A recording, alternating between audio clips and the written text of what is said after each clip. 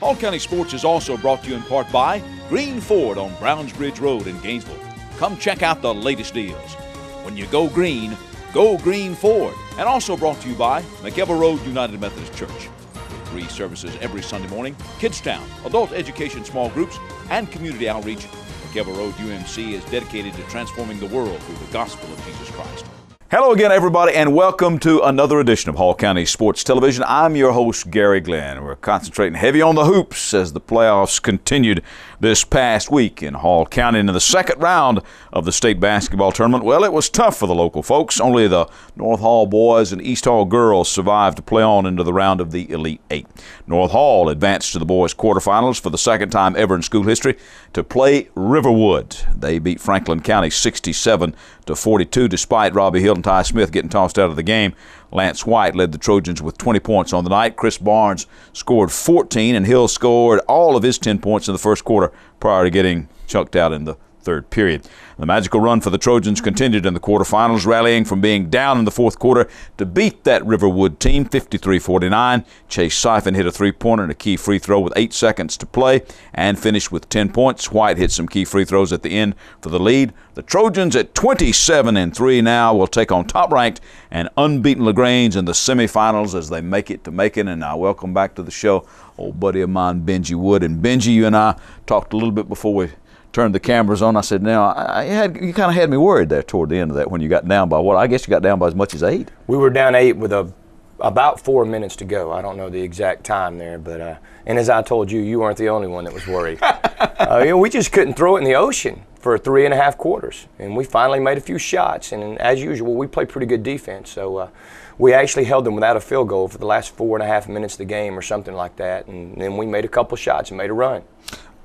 When you get down like that and you settle the boys down, what are you telling them? Just keep shooting it, keep going, keep trying, it's going to happen? Right, and we got into a situation where, we were had a really poor night shooting, and a lot of that had to do with Riverwood's defense. But then we started trying to do too much, and it's understandable. At that point, everybody wanted to take the weight on their shoulders. And I said, guys, just relax. We have time. We just need to make a few shots and just do what we do. And we settled down. And once we made one, shooting's contagious. Yep.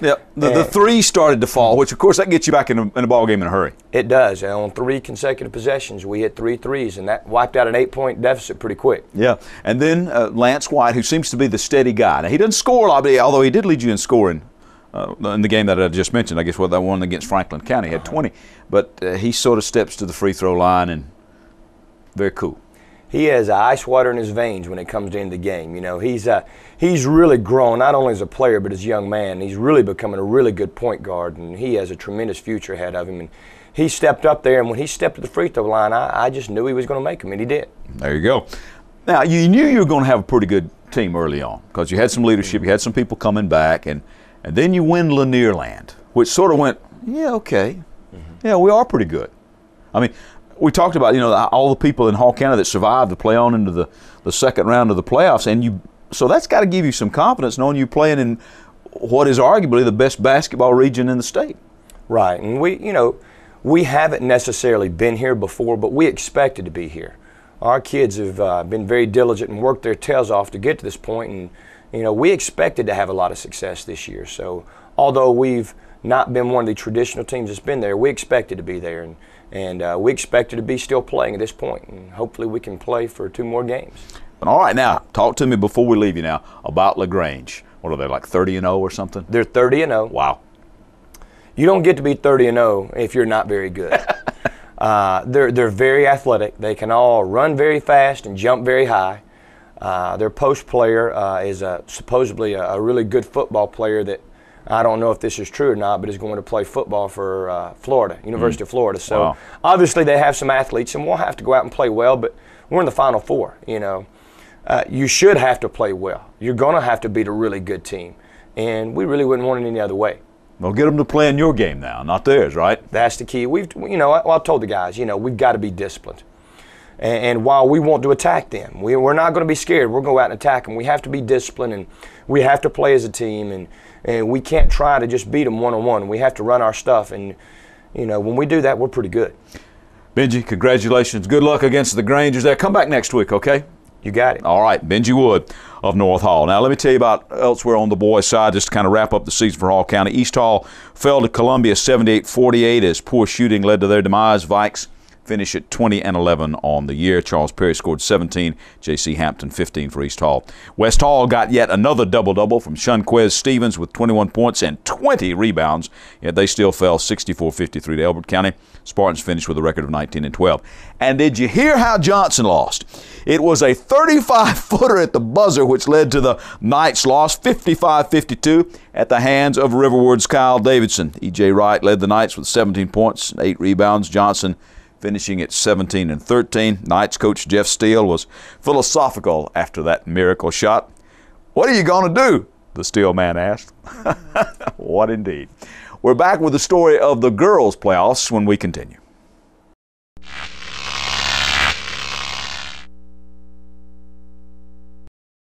Don't throw out your old shoes. Save your money and visit the Red Shoe House in Gainesville. Family owned and operated for over 40 years. They can repair almost anything. Men's shoes, ladies' shoes, sandals, western boots, uniform boots, equestrian tack, gloves, sports equipment. The Red Shoe House also offers cleaning and orthopedic shoe modifications. Don't need a repair? Come by and see their new line of accessories. Red Shoe House, 822 Oak Street in Gainesville. Phone 770-532-3772.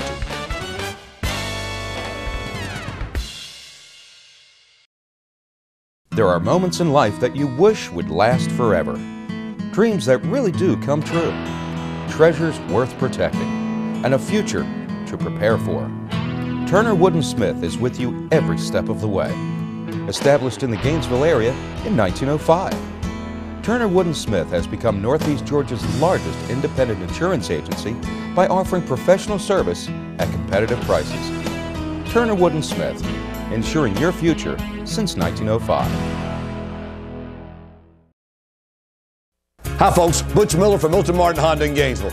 You may be asking yourself, why drive to Gainesville to buy a new car? Well, the answer is obvious. First, we sell Hondas, one of the best cars in the world. Next, we're known for incredibly low prices, offering you more money for your trade-in and treating you the way you like to be treated. We're easy to get to from either Georgia 400 or I-985 on Browns Bridge Road in Gainesville. And remember folks, if you think you can get a better deal on a better car at Milton Martin Honda in Gainesville, you got that right. We are back. I'm Gary Glenn. Hall County Sports is the show, and now we're going to concentrate on the female side of things in the basketball playoffs. Well, after they beat Carrollton by virtue of their 77-74 double overtime victory over Stevens County in the round of the Sweet 16, East Hall Lady Vikings played Columbia in the quarterfinals. Now, against Stevens, the Lady Vikings got season-high scoring from Morgan Jackson with 23 points and Natalie Johnson with 16. Shauna Butler hit one of the team's 14 threes to send it into the second overtime, tied at 71. Jackson hit for 6 of her 23 points in that second extra period, and the East Hall Lady Vikings played on. Now, then the East Hall girls sort of saw their offense desert them in a 46-17 loss to Columbia, mostly due to the Columbia defense because they were really pretty good. And they were led in that game by Morgan Jackson, who had 8 points, and the Lady Vikings finished at 23-7 on the season. A fine year for Coach Joey Ryder and his girls, and Joey joins us now. And Coach, it was a good season for you. It really was a good season, Gary, and when we look back at it, probably the thing that most of us coaches and players will remember is how much fun we had, because it was a great group of girls to be around, and we got a lot of wins. We accomplished a lot of the things we wanted to accomplish. We played some pretty good basketball, but most importantly, we had a good time being around each other. Learned a lot of life lessons, and I think all of us grew and are better people because of what we did over the last 3 to 4 months here. And boy, in high school, sometimes, Joel, we lose track of that. We do. The kids need to have some fun because they're kids. And that was one of the things that we have really tried to stress since we took over at East Hall, because there's a lot of pressure in high school basketball, and especially here in Hall County, there's a lot of pressure. But we're still people, and I tell our kids all the time, tomorrow the sun's going to come up and God's going to be God. So, let's don't get too high, don't get too low. Let's just enjoy the moment. And these kids really embraced that and did a good job with that this year, which made it a lot of fun to be around. And you talk about life lessons. You finished second at Lanierland. Finished second in the region, so you knew you were pretty good. Yeah, you were a pretty good team. But then you say, man, we wound up playing deeper than anybody else. So live in the moment a little bit, huh? And a lot of that has to do with the draw that you Yeah. get in the state tournament. But we did know we were pretty good. I mean, we made no bones about it all year. We felt like we were a good basketball team. In Lanier Land and region, we felt like we had a shot to win them and came up short. But then when we went to state, we knew we could go deep. And until we run into Columbia, we was playing really good basketball. Well, let's talk a little bit about it. First of all, Carrollton. Tell me a little bit about that game. Well, the thing that stands out about the Carrollton game was our defense, because that night Carrollton was athletic, and they had some good guards and post players. But we went out and pressed them like we do most teams, and defensively we were pretty sharp that night. Offensively, really all three games, but Morgan and Jazz kind of carried us a little bit like they did for most of the year. But defensively we were pretty special that night. All right, Stevens County, double overtime, a chance to pack it in at the end of regulation, but you wound up persevering and winning, and there's a life lesson for you too. Well, there's a couple of things that stand out at Stevens County. Number one, we made 14 threes, so we shot it great all night long. We were 6 of 7 from the three-point line in the first quarter. But probably the thing that stands out the most about the Stevens County game is it's the best high school girls basketball game I've seen, much less been a part of. Mm-hmm. Both teams really poured their heart into it. It was a clean played game. It took 77 points to win, so it was a good basketball game. And a lot of our younger kids who played some minor roles throughout the season really stood out that game. Shauna Butler made a 3 with 15 seconds left in the first overtime to get us to double overtime. Mm-hmm. We were down. And so that was a special moment, special night. I've had people call me from Stevens. I've had people call me from other places to tell me what a great game it was to watch. Just really and truly the best high school girls basketball game that I've seen, much less been a part of. And then you run into the buzzsaw that is Columbia. We did, and our margin of error wasn't very big. I mean, we knew it was going to be tough. Columbia was a bad matchup for us in that they had the big 6'5" girl in the middle, mm-hmm. and our offense is predicated on a couple of kids, Jazz and Shauna and Dorica, being able to get in the paint and either get a layup or draw help so that we can kick out to our shooters. And because of the 6'5" girl in the middle, she kind of took our layups away from us. And then they have some really good athletes out there guarding the three-point line, so we knew we'd have a hard time scoring. And even though the score was that lopsided, I felt like defensively we played okay, and we only gave up 47 points, and they average about 60-something. So, but offensively it was a struggle because their defense is really geared to take away exactly what our offense does. So. All right, Joey, time to brag on some folks now for you as we wrap it up for this season, and maybe mention anybody that you got coming back, some of the people you're going to be missing. Well, obviously we lose 3 seniors. Dorica Faulkner, Haley Chapman, and Jaleesa Stevens. One of the things I told the kids after that game, Dorica's played more games.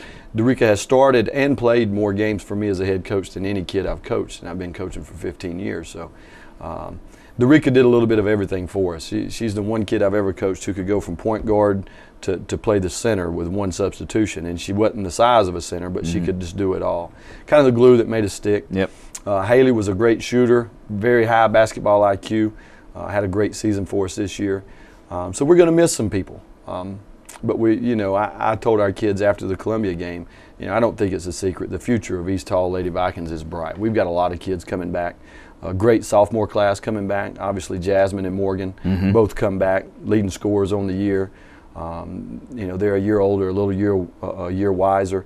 And like I said, as we went through the season, some of the younger kids like Shauna Butler, Holly Lester, Taylor Bishop, some of those kids, Natalie Johnson, some of those kids started to get a little more comfortable and play a little bit better. Last year we had to replace some starters, and we wasn't sure who would do that. Next year I think we're pretty comfortable replacing what we missed. The question for us is going to be, can we replace the role players and the people who step up? Can we replace those? Because we like to go about 9 or 10 deep. So we do have some questions, but we've also got some talent to work around in the future. All right, Joy Ryder. Good luck to the Lady Vikings. Thanks for coming in. Congratulations on the great season. Thank you. I appreciate that.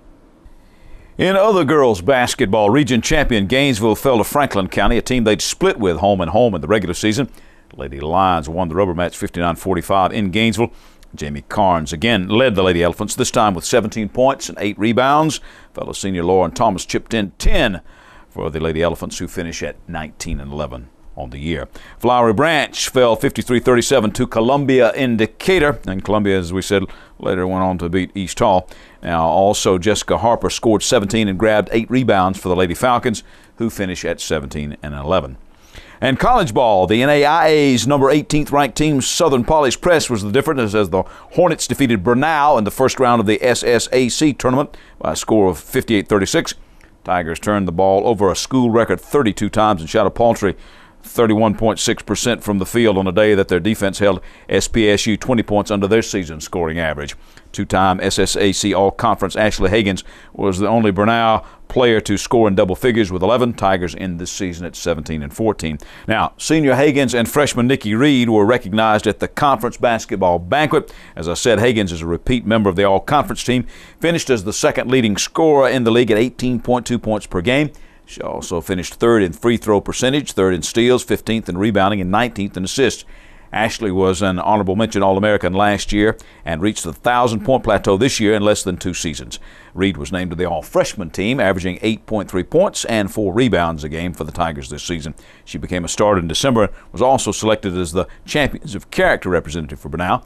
The Tigers did place 4 on the conference all-academic team. Seniors Natasha Anderson, Meg Henson, and Vicki Wilson honored along with sophomore Brittany Cruz. Anderson and Wilson will graduate in May with a degree in education.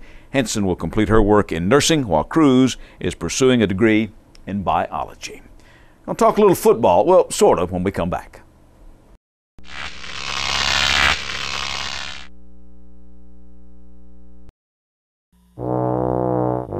Are you struggling to get where you really want to be in life? Then get on the fast track to success at Lanier Technical College with 5 campuses, day, evening, and online classes, and many tuition fees paid for by the Hope Grant. There's no better way to get where you really want to be. Now more than ever, high-paying employers are looking for highly trained individuals with hands-on technical training. So stop struggling and get moving. Lanier Technical College. Get ready. Go! Atlanta Falcons linebacker Coy Wire was the guest speaker for the Distinguished Speakers program at Riverside Military Academy last week. Among other things, he talked to the cadets about perseverance. Look at what human beings are capable of doing. Have you ever heard about the monks who are able to lower their body temperature when it's freezing cold outside and they don't freeze? Or what about the shaman and the medicine man who can walk on hot coals and never burn their feet? Or martial artists who walk on broken glass without ever cutting their feet? Or lay on a bed of nails. Ordinary people who are capable of doing extraordinary things. Why? Because of the power of the mind. They don't think that they'll get burned. They don't think that they'll get cut. And whatever the mind thinks, the body follows. The body listens. Among his many accomplishments, Wire was selected in 2008 to serve as the keynote speaker for the United States Department of Education's National Conference in Houston, Texas. Back to wrap up the week that was when we continue. Hi folks, Butch Miller from Milton Martin Honda in Gainesville. You may be asking yourself, why drive to Gainesville to buy a new car? Well, the answer is obvious. First, we sell Hondas, one of the best cars in the world. Next, we're known for incredibly low prices, offering you more money for your trade-in and treating you the way you like to be treated. We're easy to get to from either Georgia 400 or I-985 on Brownsbridge Road in Gainesville. And remember folks, if you think you can get a better deal on a better car at Milton Martin Honda in Gainesville, you got that right. We are back. I'm Gary Glenn. Hall County Sports is the show. Amongst the spring sports from some of the local highlights last week in baseball, Gainesville beat Hart County 9-2. KJ McAllister led the Elephants with a homer and 2 doubles in a 4-for-4 game. David Gonzalez was 3-for-3 with a run scored and an RBI. Hunter Anglin picked up the win while Will Maddox had a couple of hits, and then Will hit a 2-out triple to score Skylar Weber and Stephen Mason to lead the Elephants to a 3-1 victory over Habersham Central in an extra inning game. David Gonzalez went 7 innings, striking out 12 while giving up only 2 hits and no earned runs in getting the win. West Hall crushed Banks County 11-1. Chad Goff had a grand slam in the 5th inning. Max Everett had 3 hits, including a double.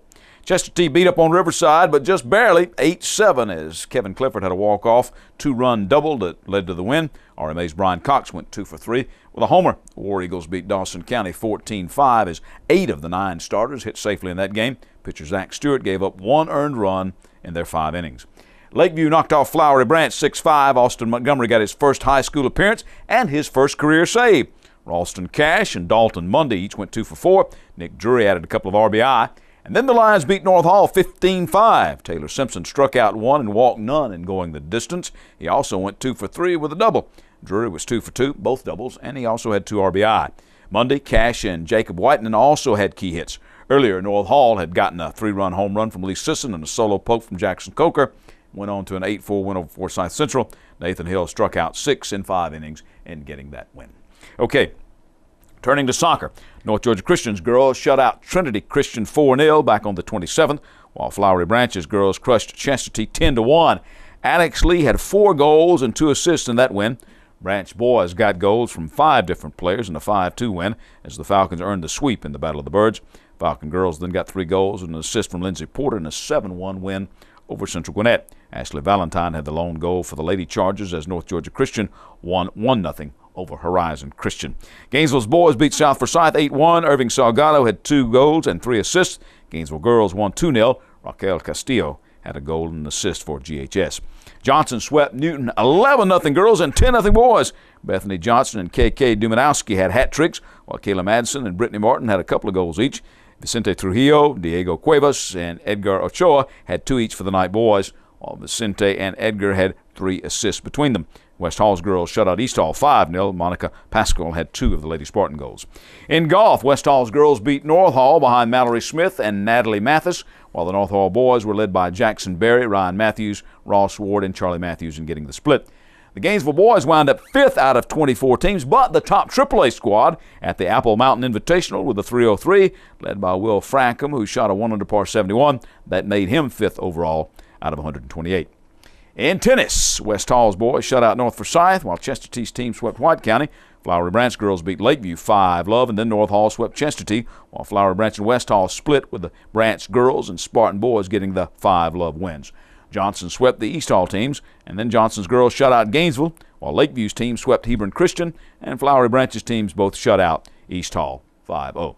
Turning to track and field, Riverside took on 5A Power Grayson, and leading the way for the Eagles was Marlon Veazey, who set a personal record of 10.8 in the 100 meters and posted a solid time of 23.8 in the 200 meters. Stephen Pluhar won his heat in the 200 meters with a time of 24.3, followed by Justin Martin with a time of 24.7. Both runners also competed in the 400 meters, which Martin won with a time of 55 seconds, followed closely by Pluhar with a time of 57 seconds. Hyung Suk Oh placed 3rd in the 110-meter hurdles and 2nd in the 300 hurdles. Zach Anderson took 2nd in the 110 hurdles, while Baharat Harshwardin took a close 2nd in the 3200 behind a 2009 5A state competitor. Head track coach for the Eagles is Sherrod Taylor. I think today was a good mark. A lot of guys set some good marks they can definitely improve on throughout the season. I'm happy to see some guys actually had some personal bests, but we still got some work to do. Marlon Veazey, he ran hard in the 100, 200 as well. We also have some other guys, Zach Anderson, Cole Tudor. All those guys are running well right now. We have O, he's running well as well. And we have a couple of young guys that are coming up and pushing these older guys and making the team definitely better. It's been a transition, going from football to track.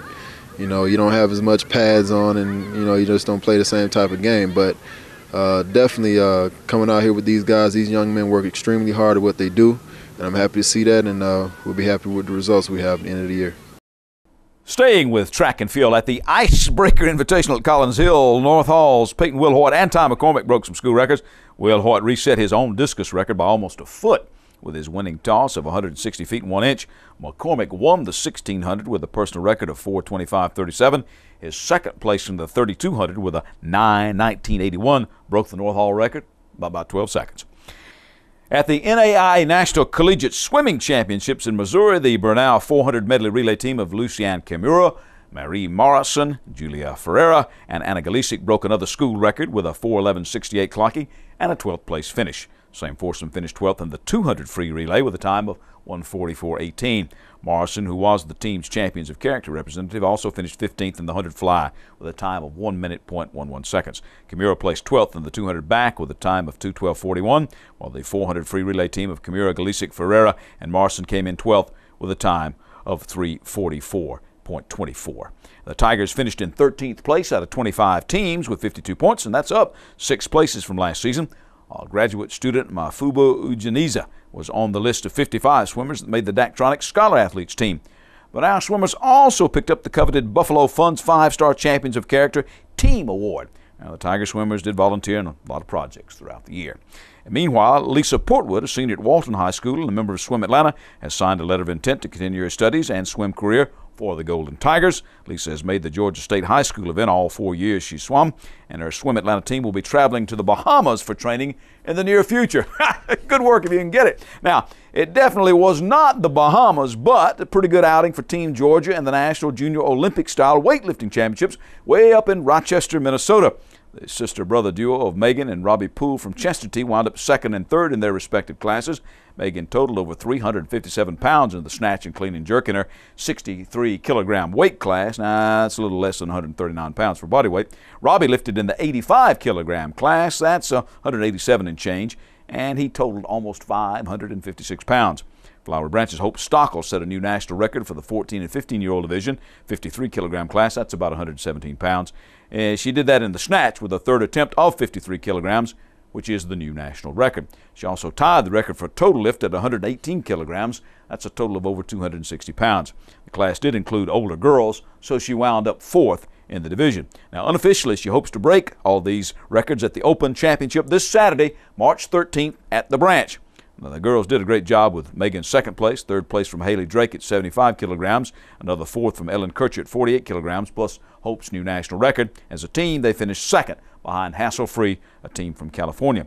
Now, turning to a different style of iron working in powerlifting, it's not just the guys that perform well for the Georgia Iron Dogs. Gainesville's Trish Evans took first place in the Southern Powerlifting Federation meet in Chattanooga on Saturday.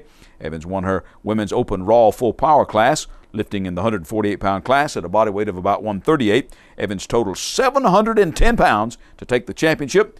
Her lifts, 250 in the squat, 135 in the bench, and 325 in the deadlift. Okay, our athletes of the week for the performances in the state basketball playoffs. The male athlete of the week, Lance White of North Hall, while in the female category, it's Morgan Jackson of East Hall. Okay, here's some signings for you, and bear with us if we repeat some of this from our signing day special of a few weeks ago, but some of this is new. Flowery Branch's success in cross country led to some offers to keep on running at the next level for some of the Branch athletes. Kara Woods, who finished second in the state, has signed on with the University of Georgia, while her teammates Eileen DeVico and Anna Lopera sign on with Brenau. On the boys' side, David Ferris will continue his career at West Alabama University. You may remember that the Branch boys defended their state cross-country championship while the girls ran third. From North Hall, Trojan wrestler Wesley Adams will go on to Mercer University on scholarship, while North Hall senior quarterback defensive back Nathan Jones has caught on to play football with Carson Newman on defense. Nathan had 114 tackles, 8 tackles for loss, 9 interceptions, and 2 defensive touchdowns to go with his offense of 1,057 yards total and 8 touchdowns. Johnson senior linebacker Gilberto Espinosa, who was hampered by injuries his senior season, did get enough attention to get an offer to play at the next level. He has signed on with Belhaven University in Jackson, Mississippi. While Johnson quarterback Anthony Proffitt has inked a football deal with Savannah State. Anthony had over 1,300 yards of total offense and 11 touchdowns running and throwing for the Knights this past fall. All right, some soccer rankings for you. West Hall boys are rated 5th and the Gainesville boys 6th in the latest poll. North Hall girls also rated number 6 in AAA. Congrats to Johnson alumnus Whitney Randolph, a Peach Belt All-Conference basketball first-team selection for the second straight year. Whitney was named the PBC Player of the Week twice this season and was second in the Peach Belt Conference at 17.8 points per game, while sitting third in rebounding at 9.6 boards per contest, competing for North Georgia. Congrats to the Friendship Elementary 8 and under girls for winning the Hall County Basketball Championship for their league. They beat Lanier by just skinny 2 points for the title.